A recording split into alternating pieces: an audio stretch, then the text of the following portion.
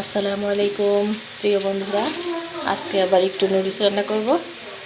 এটা হলো সবজি করেছি, আরও সবজি করেছি দেখেন। এটা আর একটা সবজি, এই দুই সবজির সমন্বয়ে আমি নুডলস পাক করব। এটাও হচ্ছে আমার সবজি নুডলস, আজকেও একটু পাক করব। এখানে নিয়েছি নুডলস, সিদ্ধ করে ধুয়ে রেখেছি। সবজিটা হয়ে গেলে নুডলসটা দিব। বন্ধুরা, সবজির ভিতরে আস্তে আস্তে করে আমি নুডলসগুলো দিয়ে দিব আস্তে আস্তে।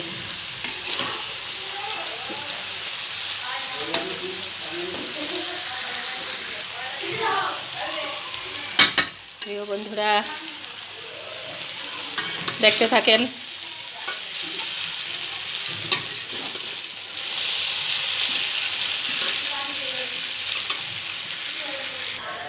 প্রিয় বন্ধুরা, আমার নুডলসটা কেমন হচ্ছে বলেন। ফুলকপি, সিম, গাজর, আলু, আমি সবজি নুডলস করি সবসময়। সবাই দোয়া করবেন, ভালো থাকবেন, বেড়াতে আসবেন, নুডলস রান্না করে খাওয়াই দিব। আল্লাহ হাফেজ, আসসালামু আলাইকুম।